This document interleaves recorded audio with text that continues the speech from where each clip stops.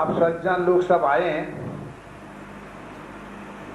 नियम के अनुसार मुझे भी कुछ बोलना चाहिए, लेकिन मुश्किल यही है कि मैं कोई कथावाचक नहीं हूँ, ना प्रवचन कर पाता हूँ, ना कोई भाष्यकार हूँ, ना कोई भाषण देने वाला कोई नेता हूँ,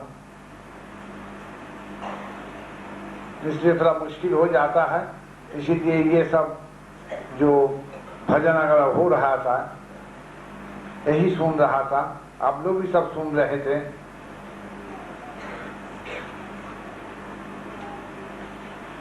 हमारे शास्त्र में गीता को सबसे बड़ा माना जाता है।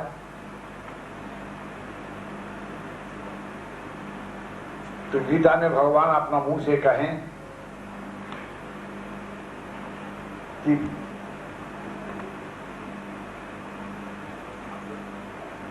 नवधा यानी 9 प्रकार से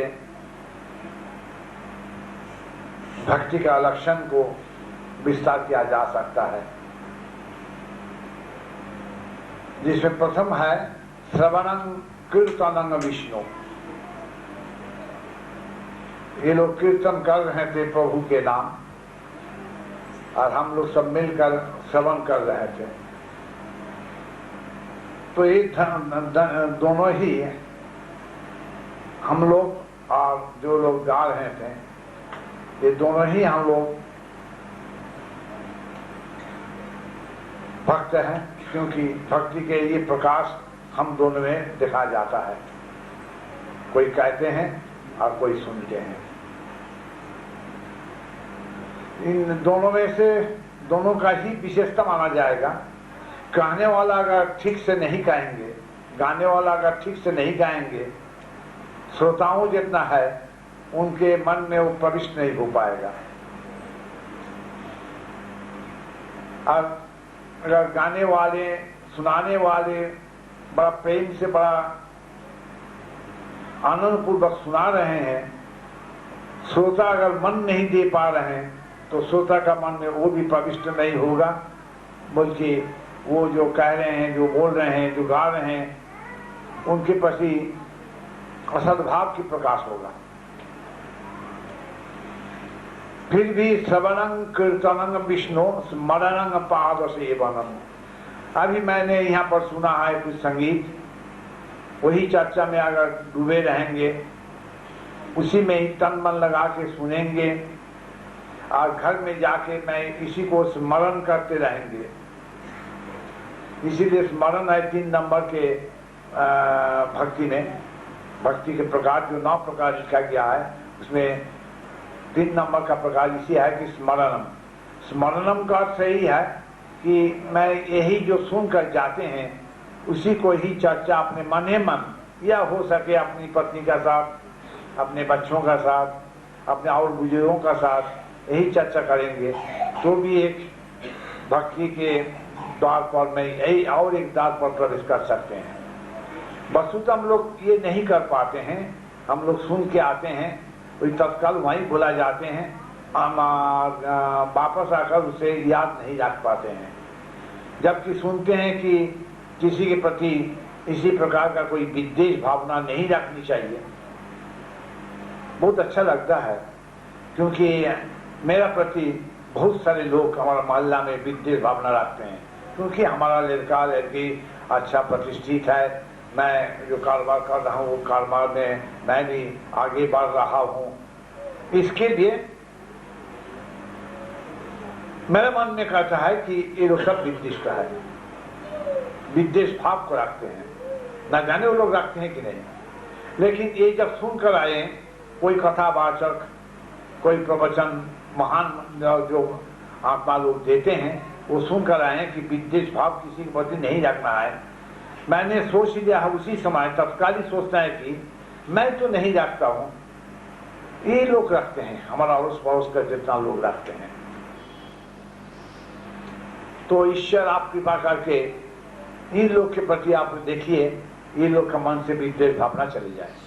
अर्थात इसमें कितना बड़ा घमंड की बात हो जाता है, अर्थात कि मैं तो ठीक हूँ, ये कितना बड़ा अहंकार की बात है। मैं ठीक हूं, बाकी आप लोग जो ये जो है ये लोग ठीक नहीं है।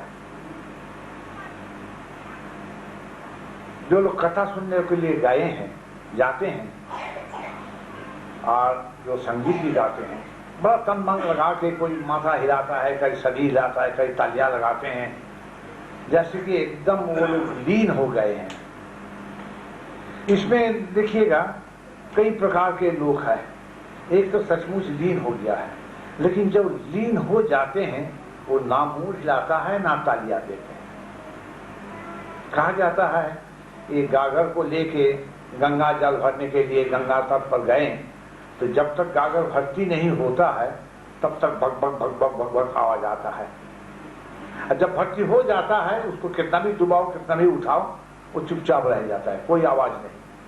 तो जो इसका मन तन मन जिसको लीन हो जाता है, चाहे भगवान की कथा श्रवण में, चाहे भगवान का कथा गाने में, बोलने में लीन हो जाता है, वो ऐसा माथा हिलाना या तालियां देना या देखना चारों ओर कि मेरा जो मैं जो बोल रहा हूँ, मैं जो गा रहा हूँ, कैसा तारीफ कर रहे हैं, लोगों का आंख क्या बोल रहे हैं, लोगों का चेहरा क्या बोल रहे हैं, ये देखने का कोशिश, जो झांकने का जो कोशिश है, एकदम इसमें अहंकार का ही प्रकाश होता है। इसमें लीन होने का कोई भावना ही नहीं है। फिर भी लाखों की संख्या में लोग जाते हैं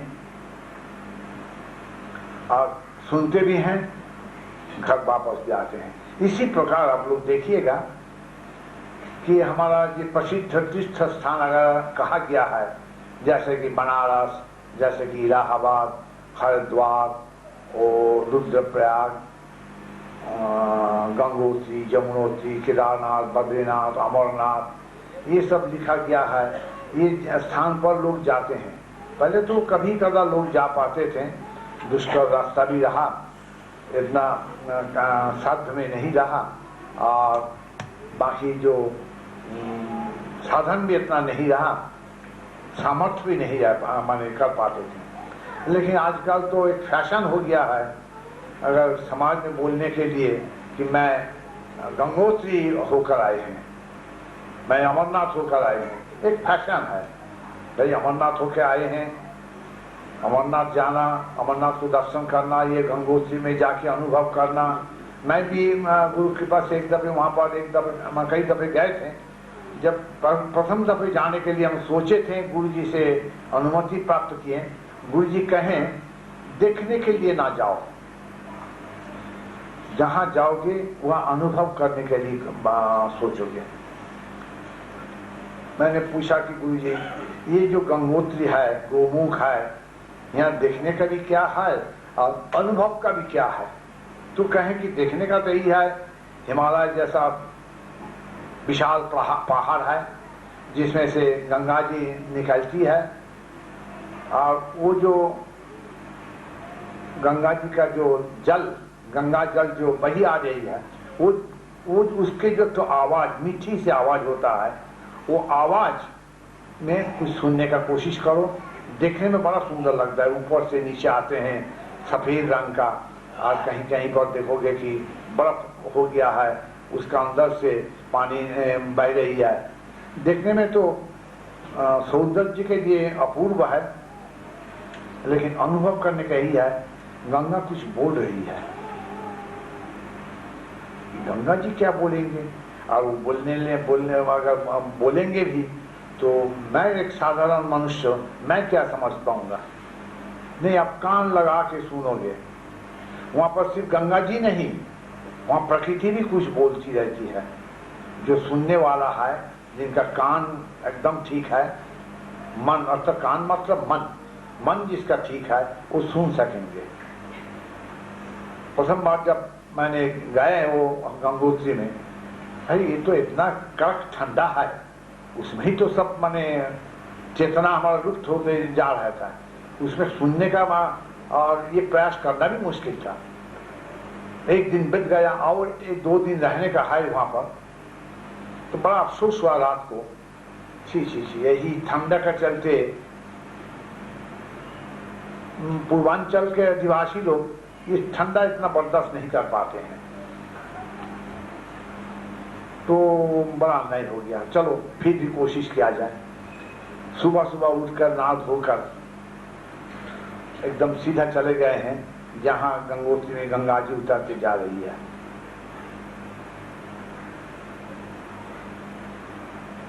तो मैं वहां जाके थोड़ा बहुत आसन लगा के बैठ के गुरु जी का दिया हुआ मंत्र को जप करते हैं और कोशिश करते हैं कि मैं कुछ सुनने का कोशिश करूं। हे प्रभु, हे गुरु जी, आप थोड़ा सुना दीजिए। मैं बहरा तो नहीं हूं, लेकिन अनुभव में शायद हमारा कुछ बहरापन है, जिसके चलते मैं नहीं सुन पा रहा हूं। अति शांति से सुनसान। आज के दिन में तो जैसा भीड़, ऐसा भीड़ नहीं रहा। मैं और मेरी पत्नी दोनों जाके बैठे और कुछ देर बाद जैसा लगा कोई गुनगुना रहे हैं,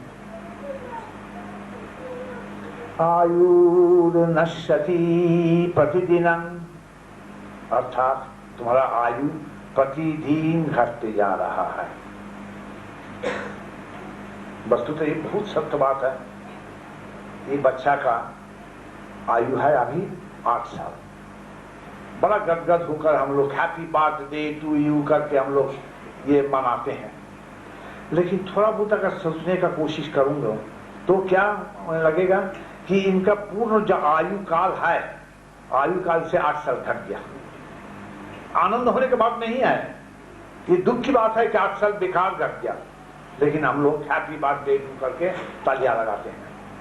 यही नियम है और इसी में फंस जाते हैं हम लोग। फिर मन लगा के सुने, आयुर्नश्यति प्रतिदिनं जाति क्षयं यौवनं, अर्थात हमारा यौवन, हमारा जो शक्ति, जो स्ट्रेंथ, वो दिन प्रतिदिन वो भी क्षय होते जा रहा है। ये नौजवान लोग जिस प्रकार से अभी काम कर सकते हैं, हम बूढ़े लोग इन लोग का साथ इतना तेजी से, इतना जोर कदम से हम लोग चल भी नहीं पाएंगे। काम करना तो दूर की बात है। प्रत्यायन्ति गता पुनर्न दिवसा, जो दिन आज बीत गया वो कभी वापस नहीं आएगा। बड़ा अफसोस हुआ, काल बीत गया। ये काल क्यों नहीं सुनाई पड़ा? काल भी कुछ कर लेते थे, क्या कर लेते थे वो दूसरी बात है, लेकिन गुरु जी के निर्देश के अनुसार कुछ तो करते थे। कम से कम कुछ अपना मंत्र को तो जप कर सकते थे। हो सकता है कि इससे भी अधिक कुछ अच्छा सुनाई पड़ती थी। प्रत्यायन्ति गता पुनर्न दिवसा कालू जगत भक्षक, अर्थात ये काल, महाकाल, समय एक दिन पूरा जगत को खा लेंगे। वस्तुतः सही बात है। लक्ष्मी स्तूय तरंग भंग चपला, लक्ष्मी स्तोय तरंग भंग चपला, ये लहर जो आती है एक के बाद एक के बाद आता है और मिट जाती है तट पर आके। ये लक्ष्मी देवी ये भी इतना ही चंचल है, ये आता है फिर चले जाते हैं, आते हैं चले जाते हैं। लक्ष्मी स्तूय तरंग भंग चपला विद्युत चलं जीवनम, अर्थात जो बिजली जो चमकते हैं, देखने से डर जाते हैं, लेकिन पूरा जगत आलोकित हो जाता है। अंधेरा में अगर बिजली को चमक आएगा तो दिखाई पड़ेगा कितना भी अंधेरा हो। इसी प्रकार तुम्हारा जीवन कुछ दिन के लिए चमकेगा, उसके बाद और भी मिट जाएगा अंधेरा में। विद्युत चलं जीवनम, अतः तुम तन मन लगा के प्रभु से कहो कि प्रभु दासोहं शरणागतो, मैं आपका दास, मैं आपका शरणागत हूं। अब ये शरणागत बोलना ये तो शब्द है, दास बोलना ये भी शब्द है। सभी लोग कहते हैं, विशेष करके खास करके जिन लोग दीक्षित है वो लोग तो कहते ही हैं कि गुरु जी मैं आपका दास हूं, मैं आपका सेवक हूं, कहिए मेरा लिए और क्या सेवा है, मेरा लायक क्या सेवा है और क्या सेवा तुम कर सकते हो। ऐसे स्थान पर मैं रहता हूं जमशेदपुर कालीबाड़ी में। जो कालीबाड़ी में डेली 1000 से ऊपर यात्री लोग आते हैं, आके प्रसादी चढ़ाते हैं, घंटी बजाते हैं, सिंदूर लगाते हैं, चमरिक देते हैं। बस इतना जल्दी उसमें है। अगर पंडित जी थोड़ा बहुत प्रसादी चढ़ाने में थोड़ा बहुत 2 मिनट देर कर देगा, पंडित जी थोड़ा जल्दी कीजिए भाई, कितना सारा काम पड़ा हुआ है, बड़े मुश्किल से आने पड़ा। पंडित जी तो जल्दी कर दिए हैं काम, पानी का छिड़का लगा दिया है, उनको थोड़ा बहुत प्रसाद रख दिया, बाकी प्रसाद वापस कर दिया है। बाहर आके, अरे अग्रवाल जी क्या बात है, अरे कब से आपको ढूंढ रहे हैं। वहां पर बहुत जल्दीबाजी रहा, लेकिन यहाँ आके अग्रवाल जी से मिला तो बहुत दिनों के बाद मिलन हुआ बोल के वहां बैठ गया और बात करने लगा। और वहां देवी जी का सामने जाके थोड़ा बहुत मन लगा के चढ़ाओ, हे देवी जी ये तो ये है, ये आप तो नहीं, आप तक नहीं पहुंचेगा इसका, लेकिन इसमें जो हमारा भाव है, समर्पण का, निवेदन का जो भाव है, आप कृपया उसको ग्रहण कीजिए। ये बोलने का टाइम भी नहीं है, क्योंकि जल्दी है ना, बड़ा मुश्किल से काम निपट के मैं आया हूं। यही देखते हुए ये इसमें क्या तन लगा के ये करेगा, क्या बोलेगा क्या नहीं करेगा। मैं नहीं जानता हूं, सोचता नहीं हूं कि आज मैं जीवित हूं। हो सकता है आजकल दिन में तो ये तो बड़ा आसानी से मृत्यु आ जाती है। एक तो एक्सीडेंट तो होता ही रहता है, दूसरा ये सामाजिक जो तनाव स्थिति है, कब किसका जान चला जाएगा कोई ठिकाना नहीं। तो ऐसा जो महात्मा लोग लिख कर गए हैं, ये तो सुंदर और सुंदर भावना से लिखे हैं। विषय विकार मिटाओ, ये विषय विकार मिटाओ बोल के रोज जाना एकदम गदगद होकर बात करते हैं। अगर विषय विकार मिटा दें तो दुकान में जाने का जरूरी तो नहीं पड़ेगा। तो विषय विकार हमारा मिट गया। विषय विकार मिटाओ पाप हरो देवा। अगर पाप हरो देवा, तो पाप हरो देवा अगर जब हम कहेंगे तो मैं मानता हूं कि मैं पापी हूं। क्या पाप किए हो? एक पाप के बारे में बताऊं। ऐसा एक स्थान है हम लोग का, वो है हिंगलाज, जो अभी हमारा भारत भूमि में नहीं है, पाकिस्तान में चला गया है। हिंगलाज एक तीर्थ स्थान है जहां पर एक देवी मूर्ति, देवी का मंदिर है। वो पीठ स्थान है, वो आदि पीठ बोला जाता है। जैसे कि 52 पीठ है हमारा भारत भूमि में। 52 पीठ के बारे में शायद आप लोग जानते ही होंगे। 52 पीठ मतलब यही है कि महाराज दक्ष अपने कोई यज्ञ कर रहे थे, बेटा चलो उसको थोड़ा इधर करो, नहीं तो आंख पर इतना आता है। तो आपके पिताजी जाके शिव जी के पास कहें, आप देख नहीं पाएंगे। देखिए ये 10 दिशा में मेरा रूप देखिए। इसी प्रकार से उन्होंने 10 दिख में 10 महाविद्या को दिखाया। और काली, तारा, महाविद्या, षोडशी, भुवनेश्वरी, भैरवी, छिन्नमस्ता, विद्या, धूमावती तथा विद्या, धूमावती तथा मातंगी, बगला सिद्ध विद्या च मातंगी कमलात्मिका। इसी प्रकार से 10 महाविद्या 10 दिश में दिखाया। तो सिर्फ थोड़ा बहुत प्रभावित हो गए, ठीक है, लेकिन मेरा बायां अंग फड़फड़ा रहा है, थोड़ा कोई अमंगल का आशंका है। कोई बात नहीं, मेरा जितना साथी लोग आपके साथ जाएंगे। नहीं नहीं नहीं नहीं, इसी चलते पिताजी का इतना क्रोध है, आप इन लोग को छोड़ दीजिए। वो तो चले गए हैं डोली में बैठकर। शिव जी तो चिंता युक्त होकर ही अनुमति दिए और साथ ही साथ अपना अनुचर वृंद को भी भेज दिए हैं। सती जी वहां पर जैसे ही पहुंचे, दक्ष प्रजापति ने मुंह फिरा लिया है।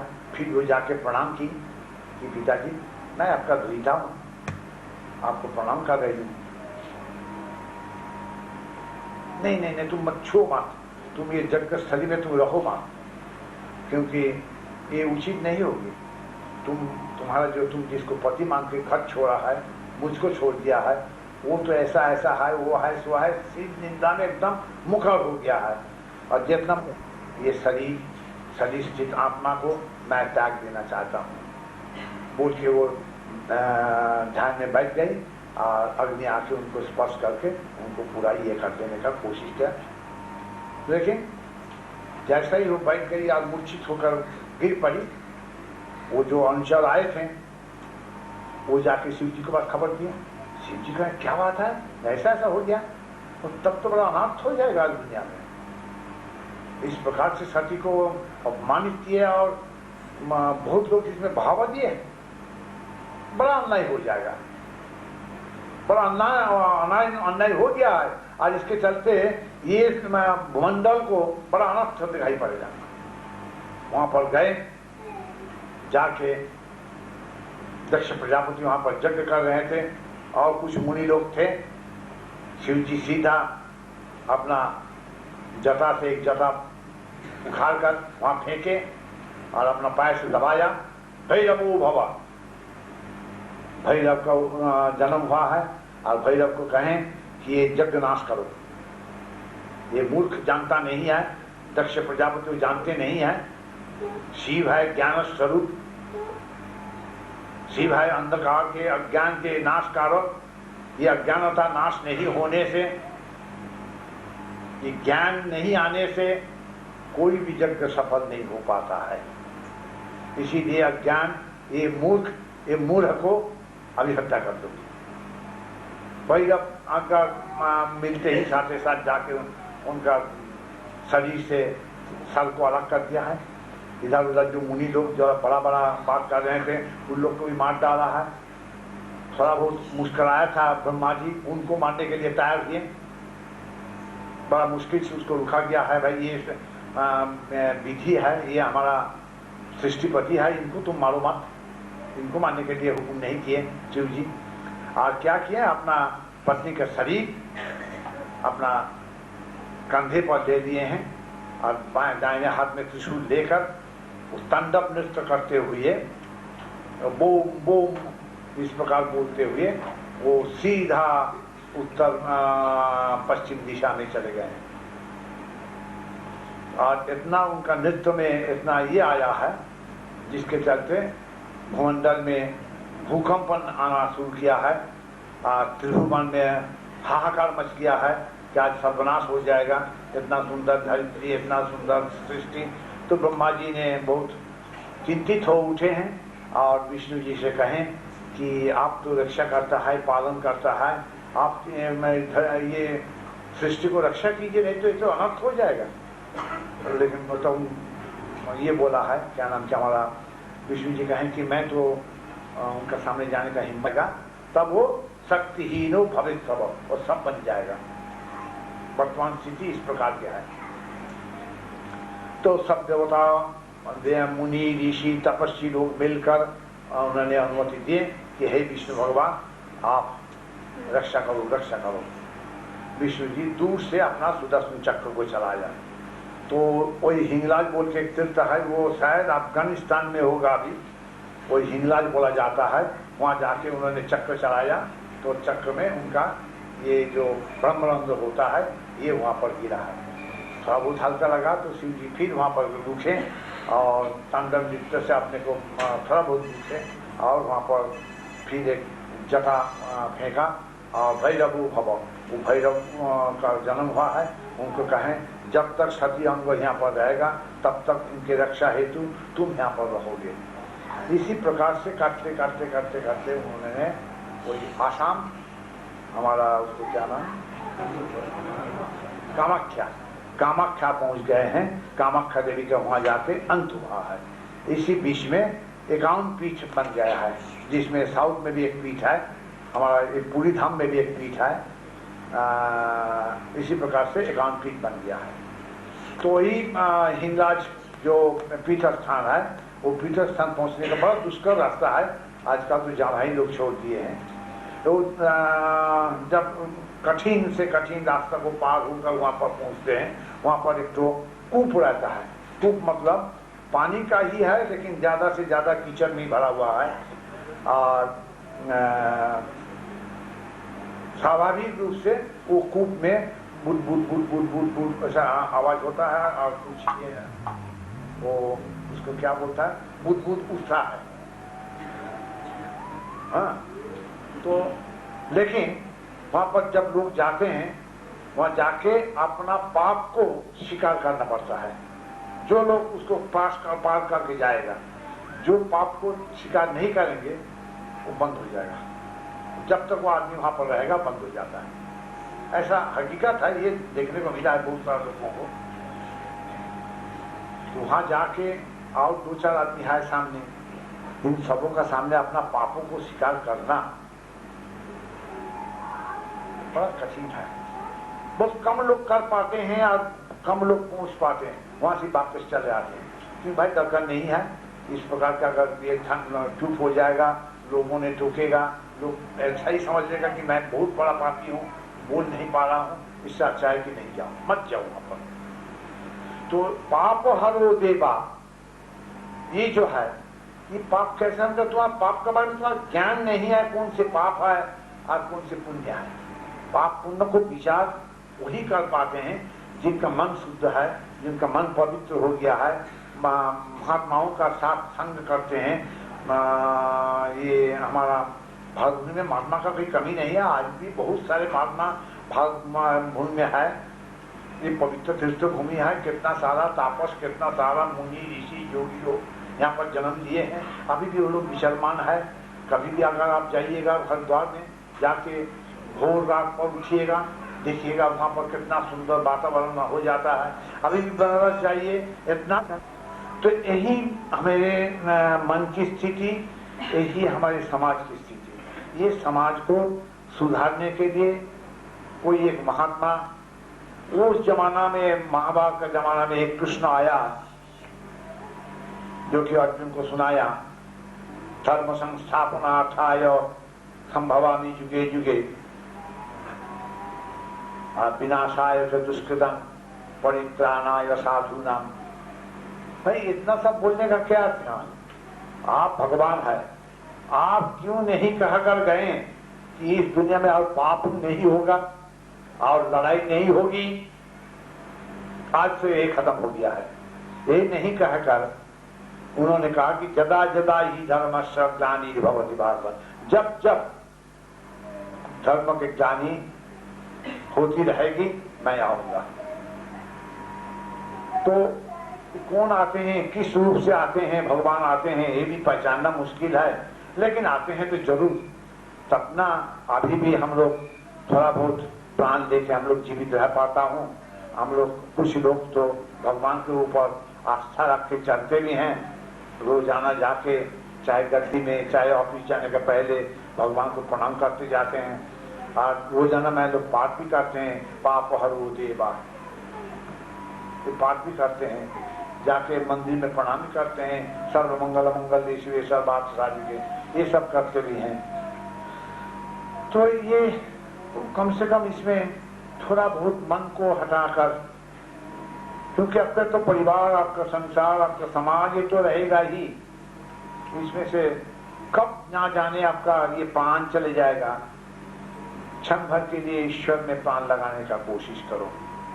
श्रवणं कीर्तनं विष्णु स्मरणं पाद सेवनम अर्चनं वंदनम दास्यम सख्यमात्म निवेदनम। एक बहुत बड़ा बात है इसमें। तो अगर इसी के ऊपर इसका आधार करके मैं बोलना शुरू करूंगा तो एक दिन में तो होगा ही नहीं, कितना दिन लग जाएगा यही लाइन के ऊपर प्रवचन करने में।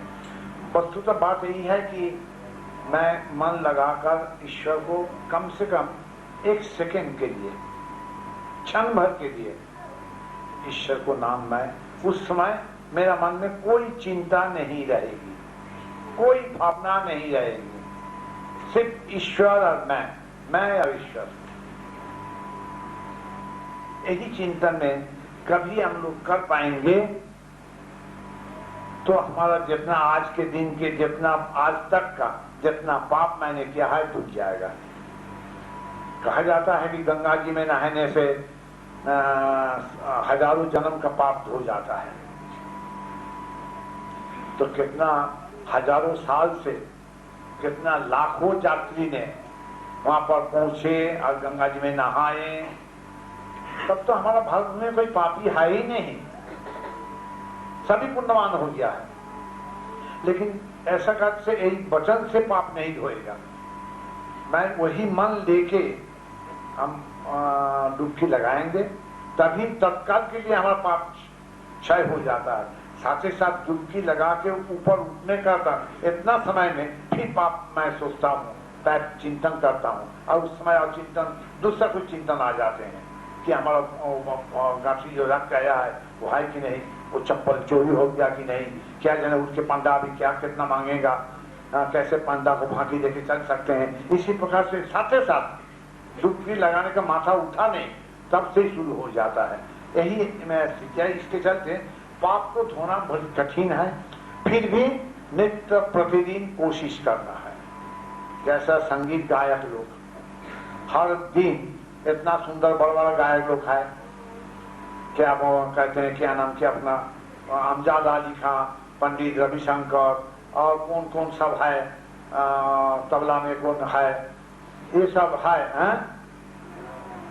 तो ये सब लोग है। लेकिन ये लोग मशहूर है, ये लोग का ये सुनने के लिए हजारों लोग जाके जुटते हैं या भारी दाम देके टिकट भी खरीदते हैं। लेकिन ये लोग को भी डेली प्रैक्टिस करना पड़ता है, इसीलिए इसको डेली प्रैक्टिस का जरूरत होता है। बच्चे को जैसा सिखाया जाता है कि रोजाना अपना पाठ को, अपना जो पढ़ने का जो है स्टडी करते रहो और लागू करते रहो, इसी प्रकार हम लोग को भी डेली भगवान का नाम लेना पड़ेगा। और नाम लेते हैं, ऐसा सभी लोग लेते हैं, लेते नहीं है ऐसा बात नहीं है, लेकिन उस प्रकार से मत लो। एक बार हनुमान जी, एक बार विष्णु जी, एक बार दुर्गा जी, इसी प्रकार से भटकाओ मत। एक स्थान में मन रखो कि हाँ, इसी में ही हमारा तृप्ति, इसी में हमारा मुक्ति, इसी में हमारा सब कुछ। कोई भी एक देवता को चुन लो, जैसा मन चाहे। 33 को देवता है, कोई भी देवता को चुन लो और उसमें मन लगा के तुम मन लगाओ। मैं तो देखता हूँ बहुत कुछ कि हमारा लड़की का शादी करने का है तो एक दूल्हा, दो लड़का, 3 लड़का, 4 लड़का, 10 लड़का देखते हैं। 10 लड़का के साथ तो लड़की का शादी नहीं होगी, एक ही लड़का मैं चुनूंगा और लड़की उसी को मान लेगी कि यही मेरा बर है। इसी प्रकार हमारा है, बहुत सारा देवता है, काली जी है, दुर्गा जी है, विष्णु जी है, भोला महेश्वर है, हनुमान जी है, आजकल फिर शनि भगवान है, सरस्वती जी है, लक्ष्मी जी है। कितना साल को पूजन करो, कितना सारे को याद करो, और तो मन भटकने वाली बात हो जाता है। ठीक है, जो तुम्हारा परंपरा है उसको निभाते चलो और एक को स्मरण करते हुए चलो। परंपरा को निभाने का अर्थ यही है कि हमारा घर में लक्ष्मी पूजा होता है, उसको करो, करने में वही है। लेकिन तुम्हारा मुख्य है वही, जिसको तुम मानते हो, जिसको तुम जानते हो, उसी का चिंतन में मन लगाना, यही है मुख्य है। बाकी जो परंपरा में है वो सब करो। अगर सप्तशती का थोड़ा बहुत पाठ करना है कर लो, यही अगर तुम्हारा परिवार में है, प्रचलित है, इसको कर लो। लेकिन एक को मान के चलो, एक को मान के चलने से तुम्हें शांति मिलेगी और तुम संतुष्ट भी हो पाओगे और तुम्हारे मन में जो स्थित जो आशा है वो भी सफल हो जाएगी, सफल काम हो जाओगे। बहुत धन्यवाद।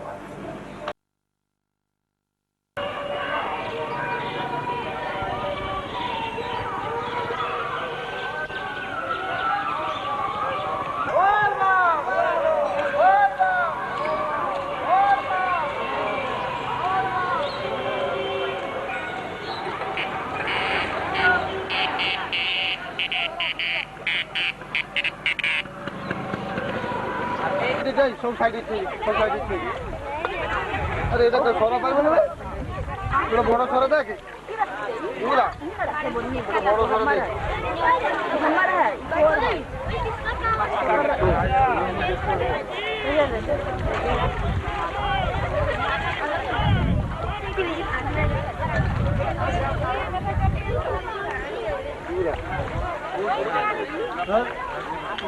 सब কথা দেখে বড় সরা। जय गुरु जय गुरु जय गुरु जय गुरु जय गुरु कहो बम बम रहो।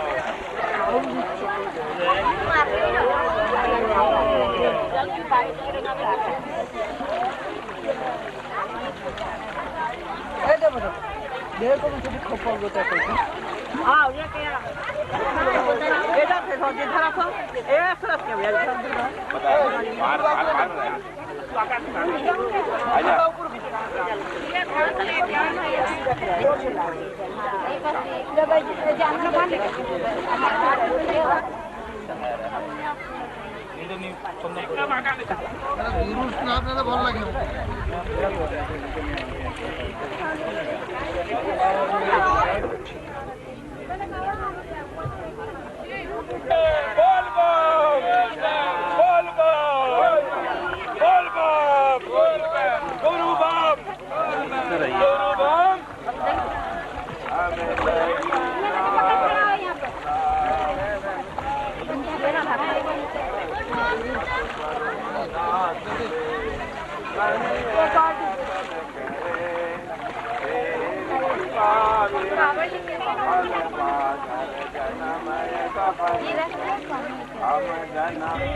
जाएगा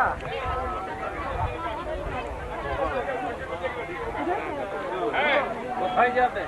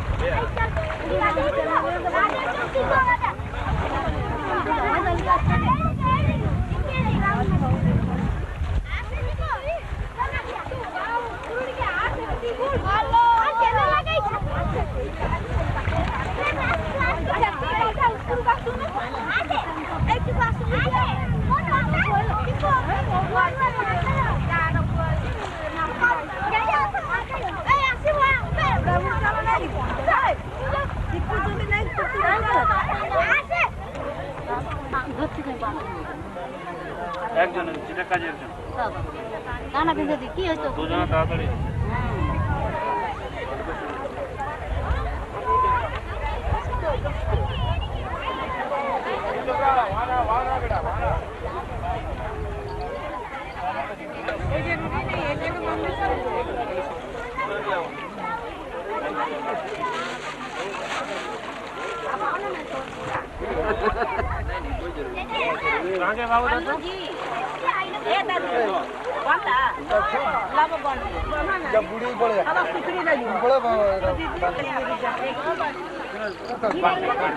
मैडम को जरा बोले इधर बाहर आ जाने के लिए पानी ले लें। हाँ बोलो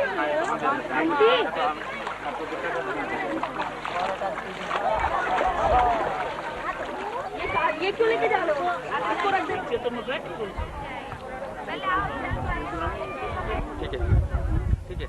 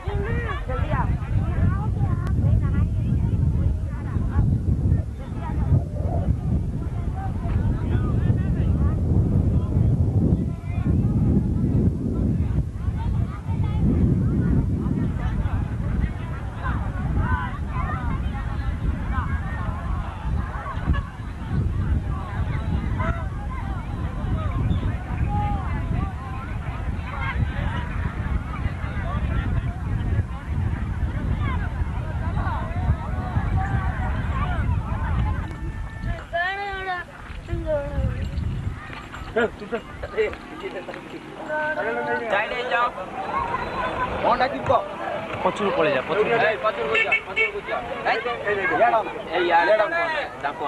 कैमरा कौन कौन डाके वो कौन डाकी कहिए बोल बम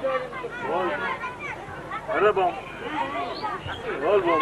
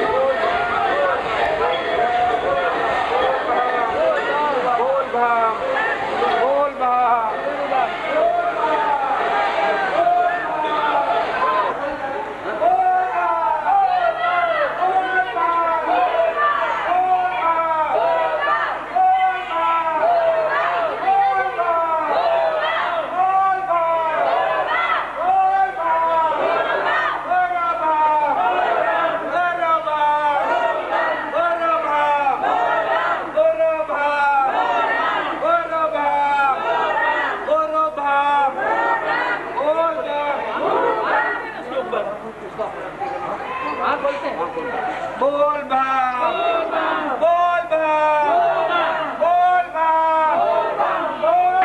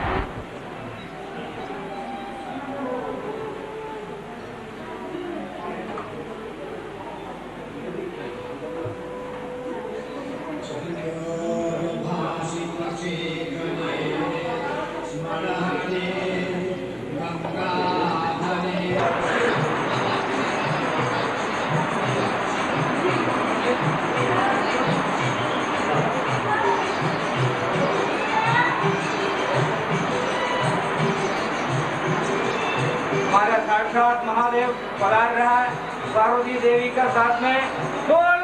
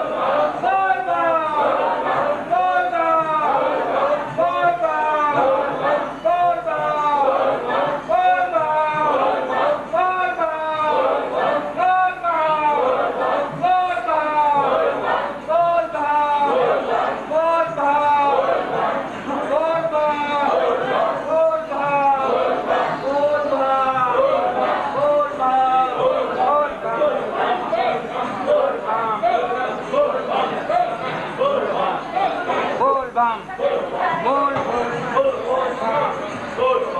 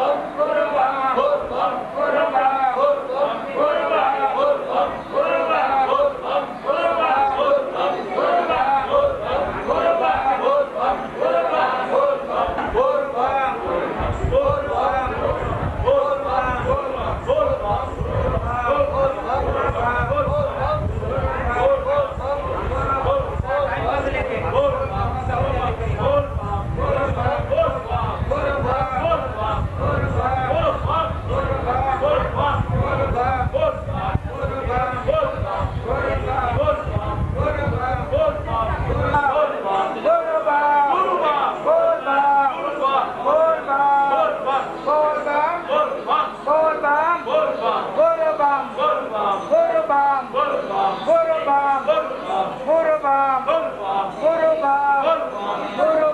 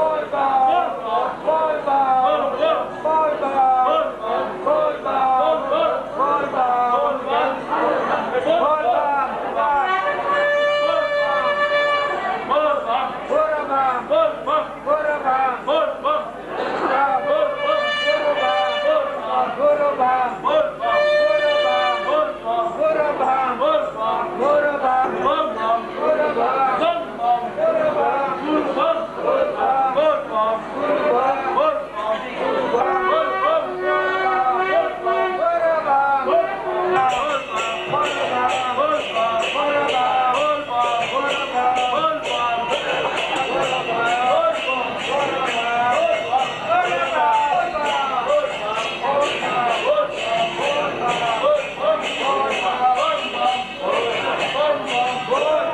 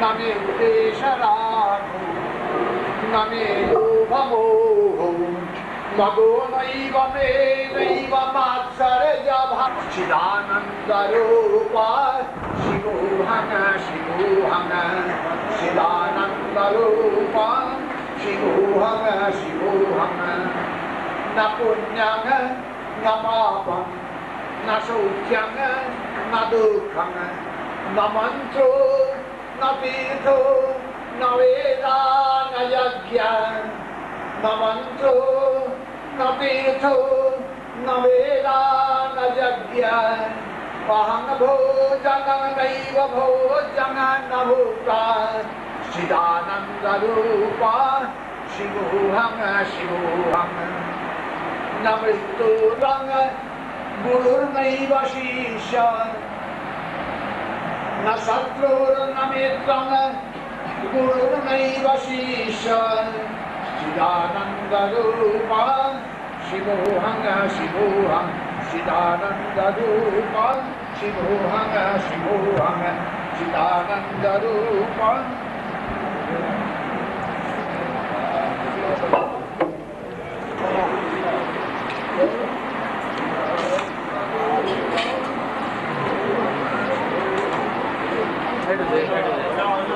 सुनिए पीछे में आइए फिर आगे में मत जाइए भोजन को मना उनको बजाने के लिए मना